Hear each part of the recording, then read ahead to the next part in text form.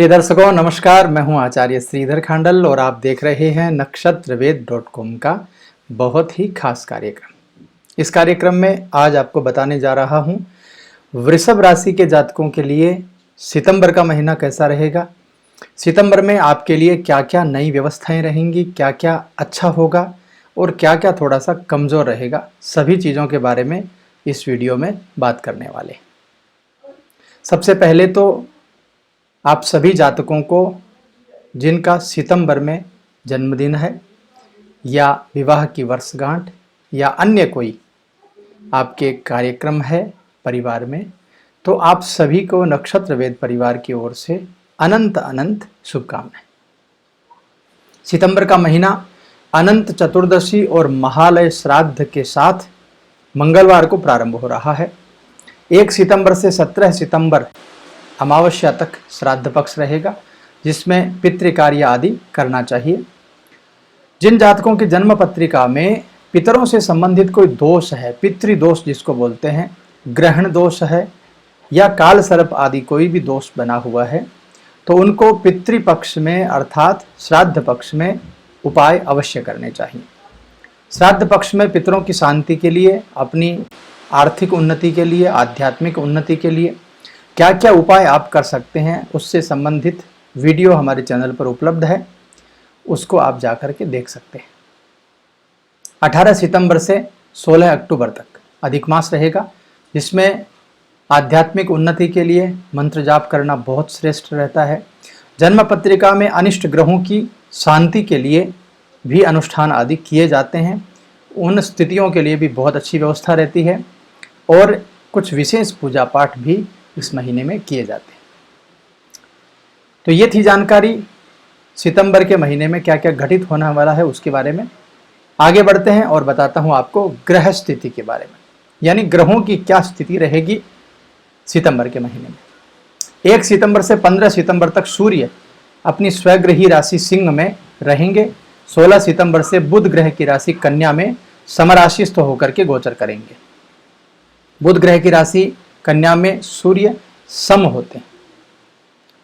सूर्य जो है वो 1 से 15 सितंबर तक आपकी कुंडली में, यानी वृषभ लग्न की यदि कुंडली हम बनाएं तो आपकी कुंडली में चतुर्थ भाव में रहने वाले हैं 1 से 15 सितंबर तक, और 16 सितंबर से कन्या में आपके पंचम भाव में। 16 अगस्त से मेष में स्वराशिस्थ चल रहे हैं मंगल, और 10 सितंबर को मेष राशि में वक्री हो जाएंगे और रहेंगे 4 अक्टूबर तक। तो आपकी कुंडली में द्वादश भाव में रहने वाले हैं 1 से 9 सितंबर तक, और 10 सितंबर से द्वादश भाव में ही वक्री हो रहे हैं। तो ये व्यवस्था थोड़ी सी आपके लिए कमजोर बन रही है। इसके बाद में बुध की बात करें तो 17 अगस्त से सिंह राशि में चल रहे हैं। 2 सितंबर को खुद की राशि कन्या में परिवर्तन करेंगे, स्वगृही रहेंगे, जो कि 22 सितंबर को शुक्र की राशि तुला में परिवर्तन कर जाएंगे, यानी 2 सितंबर से 22 सितंबर तक कन्या राशि में रहेंगे, और 17 अगस्त से 2 सितंबर तक, 1 सितंबर तक मान लीजिए सिंह में रहेंगे। बुध जो है वो 14 अक्टूबर तक शुक्र की राशि तुला में गोचर करने वाले हैं। इसके हिसाब से देखा जाए तो बुध जो है वो आपकी कुंडली में 1 सितंबर को सूर्य की राशि सिंह में रहेंगे, 2 सितंबर से 21 सितंबर तक खुद की राशि कन्या में पंचम भाव में सूर्य के साथ में युति में रहेंगे, और 22 सितंबर से शुक्र की राशि तुला में आपके छठे भाव में रहेंगे। गुरुदेव बृहस्पति की बात करें तो धनु राशि में स्वगृही चल रहे हैं, अपनी ही राशि में वक्री होकर के 13 सितंबर को धनु में मार्गी हो जाएंगे, 20 नवंबर को मकर राशि में प्रवेश करेंगे, तब तक धनु में मार्गी रहेंगे। यानी गुरुदेव बृहस्पति आपके अष्टम भाव में वक्री अवस्था में चल रहे हैं, जो कि व्यवस्था आपके लिए बिल्कुल भी अच्छी नहीं है। 13 सितंबर को अष्टम भाव में मार्गी हो रहे हैं, तब जाकर के थोड़ा सा कहीं ना कहीं आपको फायदा मिलने की संभावनाएं बनेंगी। शुक्र की बात करें तो 1 सितंबर को सूर्य की राशि सिंह में प्रवेश करेंगे, 22 अक्टूबर तक सिंह में रहेंगे, 23 को कन्या में प्रवेश कर जाएंगे। पूरे महीने सूर्य की राशि सिंह में आपके चतुर्थ भाव में शुक्र जो है वो गोचर करने वाले हैं। सूर्य और बुध के साथ में युति भी करेंगे 1 से 15 सितंबर तक। शनि की बात करें तो शनि खुद की राशि के हैं, वक्री भाव से चल रहे हैं, 29 सितंबर तक चलेंगे वक्री, और 29 सितंबर को मार्गी हो जाएंगे मकर में, अपनी ही राशि में। तो आपके नवम भाव में शनि महाराज रहने वाले हैं, खुद की राशि में। 29 सितंबर को नवम भाव में यानी भाग्य स्थान में मार्गी हो जाएंगे। काफ़ी अच्छी व्यवस्थाएं शनि के द्वारा आपकी बन रही हैं। राहु महाराज की बात करें तो राहु जो है वो बुध की राशि मिथुन में द्वितीय भाव में आपके चल रहे हैं। 1 से 22 तक द्वितीय में रहेंगे। 23 सितंबर को आपके लग्न भाव में आ जाएंगे और आपके सप्तम को देखेंगे तो लग्न भाव में आकर के थोड़ा सा मानसिक डिसबैलेंस जरूर करेंगे, और कहीं ना कहीं आपके सप्तम को देखेंगे तो थोड़ी सी व्यवस्थाएं वहां भी खराब कर सकते हैं। केतु की बात करें तो गुरुदेव बृहस्पति की राशि धनु में चल रहे हैं। 23 सितंबर को मंगल की राशि वृश्चिक में परिवर्तन कर जाएंगे, यानी 1 से 22 सितंबर तक अष्टम भाव में गुरु के साथ में गुरु चांडाल योग बना करके रहेंगे। अष्टम भाव में गुरु चांडाल योग का बनना बिल्कुल भी अच्छा नहीं होता है। 23 सितंबर से मंगल की राशि वृश्चिक में आपके सप्तम भाव में विचरण करने लग जाएंगे, तो ये भी आपके लिए अच्छा नहीं होगा। यानी राहु और केतु के द्वारा, गुरु चांडाल के द्वारा आपको कुछ परेशानियां इस महीने बन सकती हैं।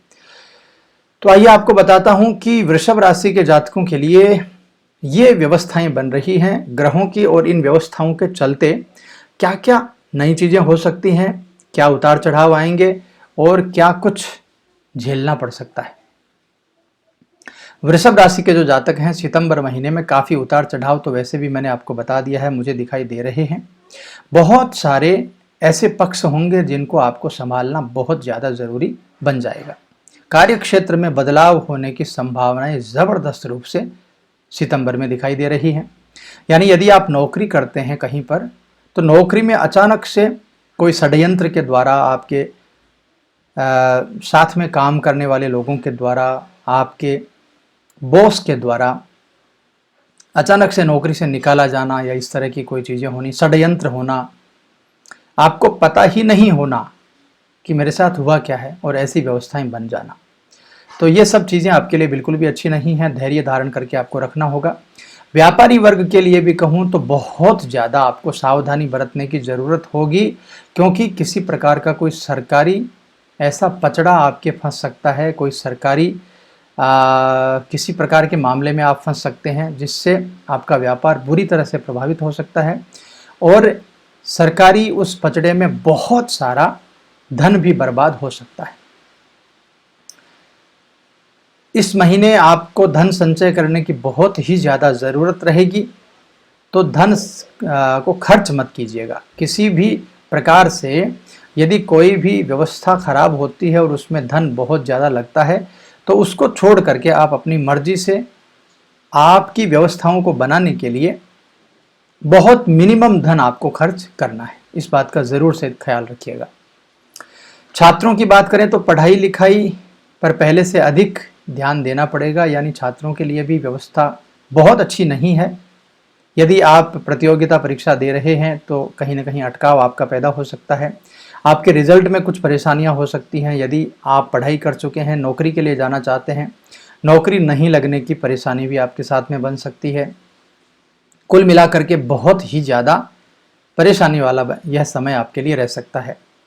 प्रेम जीवन में ज़बरदस्त रूप से अनुकूल रहेगा यह महीना, यानी जो प्रेमी युगल हैं, आप प्रेम करते हैं किसी से, आपका अनबन चल रहा है, बातचीत नहीं हो पा रही है, तो आपका मामला सुलझ जाएगा।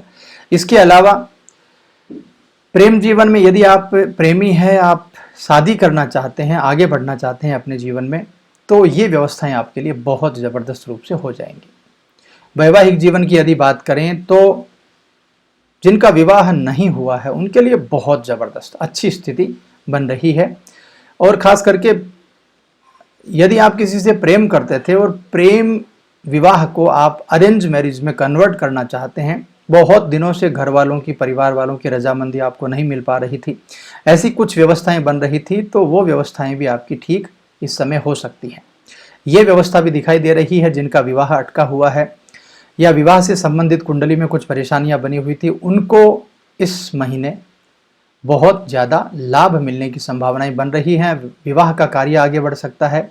यदि आपकी सगाई हो चुकी है, तुरंत आपका विवाह हो सकता है। बहुत अच्छी व्यवस्थाएं आपके लिए इस महीने में रहेंगी। स्वास्थ्य की यदि बात करें तो स्किन प्रॉब्लम्स बहुत ज़्यादा दिखाई दे रही हैं। इसके अलावा हाथों से संबंधित यानी अचानक गिरना और हाथ की हड्डी टूट जाना या इस तरह की चीज़ें हो सकती हैं। गर्दन में लचक आ जाना, गर्दन में कोई प्रॉब्लम हो जाना, इस तरह की प्रॉब्लम भी दिखाई दे रही है। रीढ़ की हड्डी से संबंधित कुछ प्रॉब्लम दिखाई दे रही है और ख़ास करके जिनको बैक पेन रहता है, जिनको बैक में कुछ परेशानियां बनी हुई हैं, उनको बहुत ही ज़्यादा इस समय ध्यान रखने की मेरे हिसाब से आवश्यकता रहने वाली है। तो ये व्यवस्थाएं हैं सितंबर महीने में। माफ़ कीजिएगा, कुछ ग्रहों की स्थिति ऐसी ही बनी हुई है, मुझे आपको बताना पड़ा। मेरी बिल्कुल इच्छा नहीं होती है कि किसी भी प्रकार से किसी भी जातक के लिए कोई गलत व्यवस्था मैं बताऊं, लेकिन क्या कर सकते हैं, ग्रहों की ऐसी व्यवस्थाएं हैं। अष्टम भाव में गुरु चांडाल योग का बनना, लग्न में राहु का होना, सप्तम में केतु का होना, ये व्यवस्थाएं इसी तरफ इशारा करती हैं, इसीलिए बोलना पड़ता है। कोई हमारे पास इलाज नहीं है इसका, लेकिन मैं आपको इलाज बता सकता हूं, उपाय बता सकता हूं। तो चलिए आगे बढ़ते हैं और बात करते हैं उपाय के बारे में। सबसे बड़ा उपाय है इस महीने का, भगवान कृष्ण का एक मंत्र है, ओम नमो भगवते वासुदेवाय।